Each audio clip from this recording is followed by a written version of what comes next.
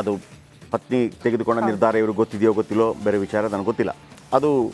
But ನಾವು ಅವರು ಹೇಳಿದ್ದನ್ನು ನಂಬಬೇಕಾಗತ್ತೆ. ಅವರು ಮುಖ್ಯಮಂತ್ರಿಗಳಿದ್ದಾರೆ, ಮತ್ತೊಂದಿದ್ದಾರೆ. ಹಾಗಂತ ಭಾವನಾತ್ಮಕವಾಗಿ ಪತ್ರ ಬರೆದ ತಕ್ಷಣ ಪ್ರಕರಣ ಸುಖಾಂತ್ಯ ಅಂತ ಕಾನೂನು ಭಾವನಾತ್ಮಕವಾಗಿ ನೋಡಲ್ಲ. We agree. ನಾವು ಪಾರ್ವತಿ ಮೇಡಮ್ನ ಇದು ಒಂದು ಭಾಗ. ಪಾರ್ವತಿ ಮೇಡಮ್ ಅವ್ರನ್ನ ಯಾವ ರೀತಿ ಗ್ರೇಟ್ ರೆಸ್ಪೆಕ್ಟ್ ಕೊಡಬೇಕು ಅಂತಂದರೆ, ನಿಜ ಈಗ ಒಂದು ಶ್ರೀಮಂತ ಕುಟುಂಬದಿಂದ ಬಂದವರು ಕೂಡ ಅವರ ಪತ್ನಿಯರು ಒಂದು ರೀತಿಯಲ್ಲಿ ಎಲ್ಲ ಕಡೆ ಕಾಣ್ತಾ ಇರ್ತಾರೆ. ಹೌದು, ಒಂದಲ್ಲ ಒಂದು ರೀತಿಯಲ್ಲಿ ಕಾಣ್ತಾ ಇರ್ತಾರೆ. ಆಮೇಲೆ ಅವ್ರಿಗೆ ಆ ಗೌರವನೂ ಸಿಗುತ್ತೆ, ಅದರಲ್ಲಿ ತಪ್ಪೇನಿಲ್ಲ. ಹೌದು, ತಪ್ಪೇನಿಲ್ಲ. ಈಗ ರಾಜೀವ್ ಗಾಂಧಿ ಪ್ರಧಾನಮಂತ್ರಿ ಆಗಿದ್ರು, ಎಲ್ಲ ಕಡೆ ಸೋನಿಯಾ ಗಾಂಧಿ ಅವರು ಹೋಗ್ತಾ ಇದ್ರು. ಪಾಪ ಅವರು ಅದರಲ್ಲೇನು ಇದ್ರಲ್ಲಿ ಪತ್ನಿ ರೀತಿಯಲ್ಲಿ ಹೋಗ್ತಾ ಇದ್ರು. ನಮ್ಮಲ್ಲಿ ಇವರಿದ್ರು, ಯಾರು ಗೊತ್ತಾ, ಆಸ್ಕರ್ ಫರ್ನಾಂಡಿಸ್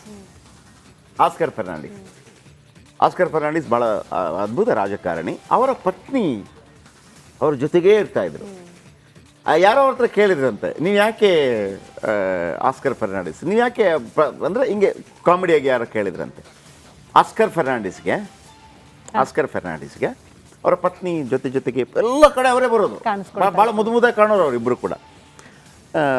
ನೀವೇನು ಜೊತೆಗೆ ಕರ್ಕೊಂಡ್ಬರ್ತಿರಲ್ಲ ಅಂತ ಹೇಳಿದಾಗ ಆಸ್ಕರ್ ಫರ್ನಾಂಡಿಸ್ ಏನು ಹೇಳಿದ್ರಂತೆ ಗೊತ್ತಾ, ಆಸ್ಕರ್ ಅಂದ್ರಂತೆ.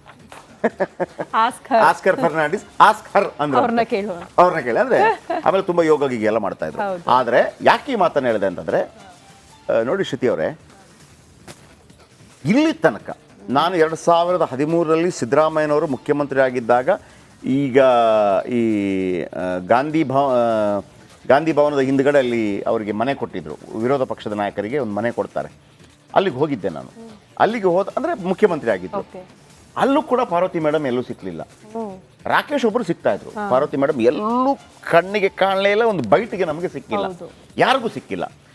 ಆಮೇಲೆ ಒಂದು ಹುಡುಗ ಒಳಗಿನಿಂದ ಬಂದು ಸೈಡ್ ಮಾಡ್ಕೊಂಡು ಓಡೋಗ್ಬಿಟ್ಟ. ಒಂದು ಸ್ಕೂಟರ್ ಏನಾಯ್ತು ಅಂತ ಅನ್ಸುತ್ತಪ್ಪ. ಅಲ್ಲಿ ನಾವೆಲ್ಲ ಮೀಡಿಯಾಗಳು ಅಬ್ಬರಿಸ್ತಾ ಇದೀವಿ, ಓ ಅಂತ. ಅವ್ರು ಬೈಟು, ಇವ್ರು ಸರ್ ಕೊಡ್ಬೇಕು, ಮತ್ತೊಂದು ಅವ್ರ ಪತ್ನಿನೂ ಕಾಣ್ತಾ ಇಲ್ಲ, ಇವರು ಕಾಣ್ತಾ ಇಲ್ಲ, ರಾಕೇಶ್ ಏನು ದೊಡ್ಡ ಮಟ್ಟದಲ್ಲಿ ಕಾಣ್ತಾ ಇಲ್ಲ, ಅದು ಆಮೇಲೆ ವಿಚಾರ. ಆದ್ರೆ ಯಾವತ್ತೂ ಕೂಡ ಪತ್ನಿ ಇಂಟರ್ಫಿಯರ್ ಆಗಲಿಲ್ಲ, ಮಾತಾಡಲಿಲ್ಲ. ಆಮೇಲೆ ಸಿದ್ದರಾಮಯ್ಯನವರು ಒಂದು ವಿಶೇಷವಾಗಿ ಮಾತನ್ನ ಹೇಳ್ತಾ ಇದ್ರು, ನಾನು ಇಷ್ಟು ವರ್ಷ ಯಾವುದು ಕೂಡ ಅವರ ಇಷ್ಟು ಫ್ಯಾಮಿಲಿ ಮದುವೆ ಆಯಿತು, ಯಾವತ್ತೂ ಕೂಡ ಅವರಿಗೆ ಅರಮನೆ ಮೈದಾನದಲ್ಲಿ 2 ನಿಮಿಷ ಕೆಲಸ ಅವರೇ ಮಾಡ್ಬೇಕೆಂದ್ರೆ ಯಾರೋ ಅವರ ಫ್ಯಾನ್ಗೆ ಹೇಳಿದ್ರೆ ಮಾಡಿಸ್ಕೊಡ್ತಾರೆ. ಎಲ್ಲವೂ ಕೂಡ ಮೈಸೂರಲ್ಲೇ ಮಾಡ್ತಾ ಇದ್ರು. ಅದೆಲ್ಲ ಗ್ರೇಟ್ನೆಸ್ ಆ ವಿಚಾರದಲ್ಲಿಲ್ಲ. ಆದರೆ ಹಾಗಂತ ಇಲ್ಲಿ 2 ಪಾಯಿಂಟ್ ಇದೆ ಶ್ರುತಿ. ಒಂದು, ಅವರು ಭಾವನಾತ್ಮಕವಾಗಿ ಬರೆದಿದ್ದಾರೆ. ಭಾವನಾತ್ಮಕವಾಗಿ ಬರೆದ ತಕ್ಷಣ ಒಂದು ವೇಳೆ ತಪ್ಪುಗಳಾಗಿದ್ದರೆ ಕ್ಷಮೆ ಅಲ್ಲ ಅಂತಲ್ಲ, ಆದರೆ ಅವರ ಭಾವನೆಗೆ ನಾವು ಬೆಲೆ ಕೊಡ್ತೇವೆ. ಇಲ್ಲಿ 2 ಪಾಯಿಂಟ್ ಇದೆ. ಇದನ್ನು ತುಂಬ ವಿಸ್ತೃತವಾಗಿ ಹೇಳಲಿಕ್ಕೆ ತುಂಬ ಕಷ್ಟ ಆಗುತ್ತೆ. ಸಿಂಪಲ್ ಆಗಿ ಹೇಳ್ಬಿಡ್ತೀನಿ. ಒಂದು ವೇಳೆ ಈ ಪತ್ನಿಯವರು ವಾಪಸ್ ಯಾಕೆ ಕೊಟ್ಟಿದ್ರು ಅಂತಂದರೆ, ಹೀಗೂ ಆಗಿರ್ಬೋದು, ಇಲ್ಲ ಇದು ನನ್ನ ಗಂಡನಿಗೆ ತೊಂದರೆ ಆಗ್ತಾ ಇದೆ, ಹಾಗಾಗಿ ಇದರಿಂದಾಗಿ ಆಗ್ತಿರುತ್ತಾನೆ, ವಾಪಸ್ ಕೊಡ್ತಾ ಇದ್ದೀನಿ. ಆಗ ನಾವು ಕೇಳ್ಬೋದು, ಓ ವಾಪಸ್ ಸುಮ್ಮನೆ ಕಳ್ತೀರಾ, ಕಳ್ಳ ಅಂದ್ರೆ ಕುಂಬಳಕಾಯಿ ಕಳ್ಳ ಅಂದ್ರೆ ಹೆಗಲು ಮುಟ್ಟಿ ಯಾಕೆ ನೋಡ್ಕೋತೀರಿ, ನೀವು ಯಾಕೆ ಕೊಡಬೇಕಾಗಿತ್ತು, ಮೊನ್ನೆಲ್ಲ ಹೋರಾಟ ಮಾಡಿದ್ರೆ ಅಂತ ಸೋದರ ಅರಿಶಿನ ಕುಂಕುಮದ ಬಾಕವಾಗಿ ಕೊಟ್ಟ ಜಮೀನಿನ ಬಾಪ್ತು ಪಡೆದ ನಿವೇಶನಗಳು ಇಷ್ಟೊಂದು ರಾಧಾಂತ ಆಗುತ್ತೆ. ಇದರಿಂದ ನನ್ನ ಪತಿಯವರು ಅನ್ಯಾಯವಾಗಿ ಆರೋಪಗಳನ್ನ ಎದುರಿಸುವಂತಾಗತ್ತೆ ಅನ್ನೋದನ್ನ ನಾನು ಊಹಿಸಿದವಳೂ ಅಲ್ಲ. ನನ್ಗೆ ಈ ನಿವೇಶನ, ಮನೆ, ಆಸ್ತಿ, ಸಂಪತ್ತು ಯಾವುದೂ ಕೂಡ ನನ್ನ ಪತಿಯ ಗೌರವ, ಘನತೆ, ಮರ್ಯಾದೆ ಮತ್ತು ಅವರ ನೆಮ್ಮದಿಗಿಂತ ದೊಡ್ಡದಲ್ಲ. ಇಷ್ಟು ವರ್ಷಗಳ ಕಾಲ ಅಧಿಕಾರದಲ್ಲಿದ್ದವರಿಂದ ಏನನ್ನೂ ನನಗಾಗ್ಲಿ, ನನ್ನ ಕುಟುಂಬಕ್ಕಾಗಿ ಬಯಸದೇ ಇದ್ದ ನನಗೆ ಈ ನಿವೇಶನಗಳು ತೃಣಕ್ಕೆ ಸಮ. ಈ ಹಿನ್ನೆಲೆಯಲ್ಲಿ ವಿವಾದಕ್ಕೆ ಕಾರಣವಾಗಿರುವ ಮೂಡಾದ 14 ನಿವೇಶನಗಳನ್ನ ವಾಪಸ್ ಕೊಡೋದಕ್ಕೆ ನಿರ್ಧರಿಸಿದ್ದೇನೆ. ಈ ಬಗ್ಗೆ ನನ್ನ ಪತಿಯವರ ಅಭಿಪ್ರಾಯ ಏನಿದೆ ಅನ್ನೋದು ನನಗೆ ತಿಳಿದಿಲ್ಲ. ನನ್ನ ಮಗನ ಬಳಿಯಾಗ್ಲಿ, ನನ್ನ ಕುಟುಂಬದ ಇತರ ಸದಸ್ಯರ ಬಳಿಯಾಗ್ಲಿ ಇದರ ಬಗ್ಗೆ ನಾನು ಚರ್ಚೆ ಮಾಡಿಲ್ಲ. ಇದು ನಾನು ನನ್ನ ಆತ್ಮ ಸಾಕ್ಷಿಯ ಕರೆಗೆ ಓಗಟ್ಟು ಪ್ರಜ್ಞಾಪೂರ್ವಕವಾಗಿ ಕೈಗೊಂಡಿರುವ ತೀರ್ಮಾನ. ಈ ಹಂತದಲ್ಲಿ ಇಂತಹ ನಿರ್ಧಾರಕ್ಕೆ ಏಕೆ ಬಂದ್ರಿ ಅಂತ ಯಾರಾದ್ರೂ ಕೇಳಬಹುದು. ಆರೋಪ ಕೇಳಿ ಬಂದ ದಿನವೇ ನಾನು ಈ ನಿರ್ಧಾರ ಮಾಡಿದ್ದೆ. ಆದ್ರೆ ಈ ಮೂಢ ನಿವೇಶನ ಹಂಚಿಕೆಯ ಆರೋಪವನ್ನ ರಾಜಕೀಯ ದುರುದ್ದೇಶದಿಂದ ಮಾಡಲಾಗಿದ್ದು, ಈ ಅನ್ಯಾಯದ ವಿರುದ್ಧ ಹೋರಾಡಬೇಕು, ಅವರ ಸಂಚಿಗೆ ನಾವು ಬಲಿಯಾಗಬಾರ್ದು ಅಂತ ಕೆಲ ಹಿತೈಷಿಗಳು ಹೇಳಿದ ಕಾರಣಕ್ಕೆ ನಿವೇಶನ ವಾಪಸ್ ಮಾಡಬೇಕೆಂಬ ನಿರ್ಧಾರವನ್ನ ಕೈಬಿಟ್ಟಿದ್ದೆ. ನನ್ನ ಈ ನಿರ್ಧಾರ ಅಚಲ ಆಗಿದ್ದು, ಈ ನಿವೇಶನಗಳನ್ನ ವಾಪಸ್ ನೀಡೋದ್ರ ಜೊತೆಗೆ ಮೂಡಾಗೆ ಸಂಬಂಧಿಸಿದ ಎಲ್ಲಾ ಆರೋಪಗಳ ಬಗ್ಗೆ ಸಮಗ್ರ ತನಿಖೆ ಮಾಡಬೇಕು ಅಂತ ಆಗ್ರಹಿಸ್ತೀನಿ. ಕೊನೆಯದಾಗಿ ಎಲ್ಲ ರಾಜಕೀಯ ಪಕ್ಷದ ನಾಯಕರು ಮತ್ತು ಮಾಧ್ಯಮ ಕ್ಷೇತ್ರದ ಬಂಧುಗಳಲ್ಲಿ ನನ್ನ ವಿನಮ್ರ ವಿನಂತಿ, ದಯವಿಟ್ಟು ರಾಜಕೀಯ ಕ್ಷೇತ್ರದಿಂದ ದೂರ ಇದ್ದು ತಂಪಾಡಿಗೆ ತಾವಿರುವ ರಾಜಕೀಯ ಕುಟುಂಬದ ಹೆಣ್ಣು ಮಕ್ಕಳನ್ನ ರಾಜಕೀಯ ದ್ವೇಷ ಸಾಧನೆಗಾಗಿ ವಿವಾದದ ಕಣಕ್ಕೆ ಎಳೆದು ತಂದು ಅವರ ಘನತೆ ಗೌರವಗಳಿಗೆ ಹಾನಿ ಮಾಡಬೇಡಿ. ಶ್ರೀಮತಿ ಪಾರ್ವತಿ. ಇನ್ನು ಪತಿ ಗಮನಕ್ಕೆ ಬಾರದೆ ಸೈಟ್ ವಾಪಸ್ ನೀಡಿದ್ರ ಪಾರ್ವತಿ, ಅದವರ ಹೇಳಿಕೆ ಆಗಿರ್ಬೋದು, ಗೊತ್ತಿಲ್ಲ. ಪತ್ನಿಯ ನಿರ್ಧಾರ ನನಗೆ ಇದು ಪತ್ನಿ ಸೈಟ್ ಕೊಟ್ಟ ನಂತರ ನಿನ್ನೆ 10 ಗಂಟೆಗೆ ನಾವು ಇದನ್ನು ಬ್ರೇಕ್ ಮಾಡಿದ್ವಿ. ಟ್ವೀಟ್ ಮಾಡಿ ಪ್ರತಿಕ್ರಿಯಿಸಿದ ಸಿಎಂ ಸಿದ್ದರಾಮಯ್ಯ, ಪರಿಹಾರ ರೂಪದಲ್ಲಿ ನೀಡಿದ್ದ ಸೈಟ್ ಹಿಂದಿರುಗಿಸಿದ್ದಾರೆ. ನನ್ನ ವಿರುದ್ಧ ರಾಜಕೀಯ ದ್ವೇಷ ಮಾಡ್ತಾ ಇದ್ದಾರೆ. ನನ್ನ ಕುಟುಂಬ ವಿವಾದಕ್ಕೆ ಎಳೆದು ತಂದಿದ್ದಾರೆ. ರಾಜಕೀಯ ಷಡ್ಯಂತ್ರಕ್ಕೆ ನನ್ನ ಪತ್ನಿ ನೊಂದಿದ್ದಾರೆ. ಸೈಟ್ ಹಿಂದಿರುಗಿಸುವ ನಿರ್ಧಾರ ಆಶ್ಚರ್ಯಕರವಾಗಿದೆ.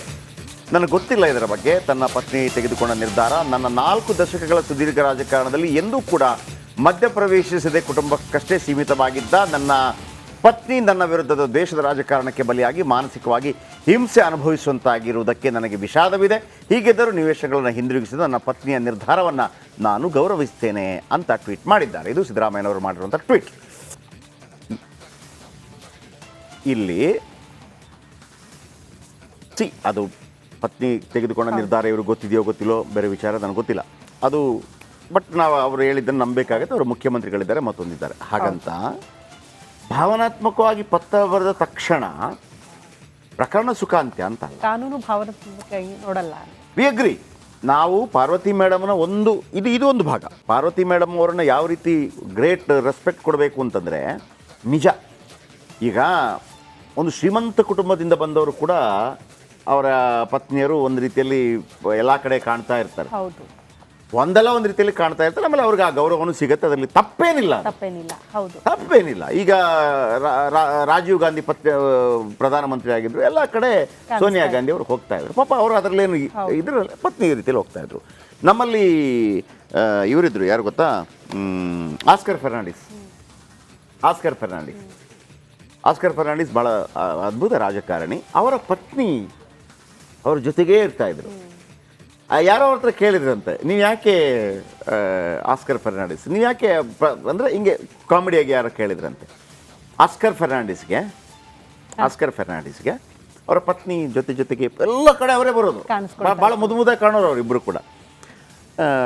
ನೀವೇನು ಜೊತೆಗೆ ಕರ್ಕೊಂಡ್ಬರ್ತಿರಲ್ಲ ಅಂತ ಹೇಳಿದಾಗ ಆಸ್ಕರ್ ಫರ್ನಾಂಡಿಸ್ ಏನು ಹೇಳಿದ್ರಂತೆ ಗೊತ್ತಾ? ಆಸ್ಕರ್ ಅಂದ್ರಂತೆ. ಆಸ್ಕರ್ ಫರ್ನಾಂಡಿಸ್ ಆಸ್ಕರ್ ಅಂದ್ರೆ ಅವ್ರನ್ನ ಕೇಳಿ ಅಂದ್ರೆ ಆಮೇಲೆ ತುಂಬಾ ಯೋಗ ಗೀಗ ಎಲ್ಲ ಮಾಡ್ತಾ ಇದ್ರು. ಆದ್ರೆ ಯಾಕೆ ಈ ಮಾತನ್ನ ಹೇಳಿದೆ ಅಂತಂದ್ರೆ, ನೋಡಿ ಶ್ರುತಿ ಅವರೇ, ಇಲ್ಲಿ ತನಕ ನಾನು 2013ರಲ್ಲಿ ಸಿದ್ದರಾಮಯ್ಯನವರು ಮುಖ್ಯಮಂತ್ರಿ ಆಗಿದ್ದಾಗ, ಈಗ ಈ ಗಾಂಧಿ ಭವನದ ಹಿಂದ್ಗಡೆ ಅಲ್ಲಿ ಅವರಿಗೆ ಮನೆ ಕೊಟ್ಟಿದ್ರು. ವಿರೋಧ ಪಕ್ಷದ ನಾಯಕರಿಗೆ ಒಂದು ಮನೆ ಕೊಡ್ತಾರೆ. ಅಲ್ಲಿಗೆ ಹೋಗಿದ್ದೆ ನಾನು. ಅಲ್ಲಿಗೆ ಅಂದ್ರೆ ಮುಖ್ಯಮಂತ್ರಿ ಆಗಿದ್ರು. ಅಲ್ಲೂ ಕೂಡ ಪಾರ್ವತಿ ಮೇಡಮ್ ಎಲ್ಲೂ ಸಿಕ್ಲಿಲ್ಲ. ರಾಕೇಶ್ ಒಬ್ಬರು ಸಿಗ್ತಾ ಇದ್ರು. ಪಾರ್ವತಿ ಮೇಡಮ್ ಎಲ್ಲೂ ಕಣ್ಣಿಗೆ ಕಾಣಲೇ ಇಲ್ಲ. ಒಂದು ಬೈಟಿಗೆ ನಮಗೆ ಸಿಕ್ಕಿಲ್ಲ, ಯಾರಿಗೂ ಸಿಕ್ಕಿಲ್ಲ. ಆಮೇಲೆ ಒಂದು ಹುಡುಗ ಒಳಗಿನಿಂದ ಬಂದು ಸೈಡ್ ಮಾಡ್ಕೊಂಡು ಓಡೋಗ್ಬಿಟ್ಟ. ಅವ್ರು ಯತೀಂದ್ರ ಅವರ ಅವಾಗ ಮುನ್ನೆಲೆಗೆ ಒಂದು ಸ್ಕೂಟರ್ ಏನಾಯ್ತು ಅಂತ ಅನ್ಸುತ್ತಪ್ಪ. ಅಲ್ಲಿ ನಾವೆಲ್ಲ ಮೀಡಿಯಾಗಳು ಅಬ್ಬರಿಸ್ತಾ ಇದೀವಿ ಓ ಅಂತ. ಅವ್ರು ಬೈಟು ಇವ್ರು ಸರ್ ಕೊಡ್ಬೇಕು, ಮತ್ತೊಂದು ಅವ್ರ ಪತ್ನಿನೂ ಕಾಣ್ತಾ ಇಲ್ಲ, ಇವರು ಕಾಣ್ತಾ ಇಲ್ಲ, ರಾಕೇಶ್ ಏನು ದೊಡ್ಡ ಮಟ್ಟದಲ್ಲಿ ಕಾಣ್ತಾ ಇಲ್ಲ. ಅದು ಆಮೇಲೆ ವಿಚಾರ. ಆದ್ರೆ ಯಾವತ್ತೂ ಕೂಡ ಪತ್ನಿ ಇಂಟರ್ಫಿಯರ್ ಆಗಲಿಲ್ಲ, ಮಾತಾಡಲಿಲ್ಲ. ಆಮೇಲೆ ಸಿದ್ದರಾಮಯ್ಯನವರು ಒಂದು ವಿಶೇಷವಾಗಿ ಮಾತನ್ನು ಹೇಳ್ತಾ ಇದ್ರು, ನಾನು ಇಷ್ಟು ವರ್ಷ ಯಾವುದು ಕೂಡ ಅವರ ಇಷ್ಟು ಫ್ಯಾಮಿಲಿ ಮದುವೆ ಆಯಿತು, ಯಾವತ್ತೂ ಕೂಡ ಅವರಿಗೆ ಅರಮನೆ ಮೈದಾನದಲ್ಲಿ 2 ನಿಮಿಷ ಕೆಲಸ ಅವರೇ ಮಾಡ್ಬೇಕೆಂದ್ರೆ ಯಾರೋ ಅವರ ಫ್ಯಾನ್ಗೆ ಹೇಳಿದ್ರೆ ಮಾಡಿಸ್ಕೊಡ್ತಾರೆ. ಎಲ್ಲವೂ ಕೂಡ ಮೈಸೂರಲ್ಲೇ ಮಾಡ್ತಾ ಇದ್ರು. ಅದೆಲ್ಲ ಗ್ರೇಟ್ನೆಸ್ ಆ ವಿಚಾರದಲ್ಲಿಲ್ಲ. ಆದರೆ ಹಾಗಂತ ಇಲ್ಲಿ 2 ಪಾಯಿಂಟ್ ಇದೆ ಶ್ರುತಿ. ಒಂದು, ಅವರು ಭಾವನಾತ್ಮಕವಾಗಿ ಬರೆದಿದ್ದಾರೆ. ಭಾವನಾತ್ಮಕವಾಗಿ ಬರೆದ ತಕ್ಷಣ ಒಂದು ವೇಳೆ ತಪ್ಪುಗಳಾಗಿದ್ದರೆ ಕ್ಷಮೆ ಅಲ್ಲ ಅಂತಲ್ಲ, ಆದರೆ ಅವರ ಭಾವನೆಗೆ ನಾವು ಬೆಲೆ ಕೊಡ್ತೇವೆ. ಇಲ್ಲಿ 2 ಪಾಯಿಂಟ್ ಇದೆ, ಇದನ್ನು ತುಂಬ ವಿಸ್ತೃತವಾಗಿ ಹೇಳಲಿಕ್ಕೆ ತುಂಬ ಕಷ್ಟ ಆಗುತ್ತೆ, ಸಿಂಪಲ್ ಆಗಿ ಹೇಳ್ಬಿಡ್ತೀನಿ. ಒಂದು ವೇಳೆ ಈ ಪತ್ನಿಯವರು ವಾಪಸ್ ಯಾಕೆ ಕೊಟ್ಟಿದ್ರು ಅಂತಂದರೆ ಹೀಗೂ ಆಗಿರ್ಬೋದು, ಇಲ್ಲ ಇದು ನನ್ನ ಗಂಡನಿಗೆ ತೊಂದರೆ ಆಗ್ತಾ ಇದೆ, ಹೌದು. ಹಾಗಾಗಿ ಇದರಿಂದಾಗಿ ಆಗ್ತಿರುತ್ತಾನೆ ವಾಪಸ್ ಕೊಡ್ತಾ ಇದ್ದೀನಿ. ಹಾ. ಆಗ ನಾವು ಕೇಳ್ಬೋದು, ವಾಪಸ್ ಸುಮ್ಮನೆ ಕಳ್ತೀರಾ, ಕಳ್ಳ ಅಂದರೆ ಕುಂಬಳಕಾಯಿ ಕಳ್ಳ ಅಂದರೆ ಹೆಗಲು ಮುಟ್ಟಿ ಯಾಕೆ ನೋಡ್ಕೋತೀರಿ, ನೀವು ಯಾಕೆ ಕೊಡಬೇಕಾಗಿತ್ತು, ಮೊನ್ನೆಲ್ಲ ಹೋರಾಟ ಮಾಡಿದ್ರೆ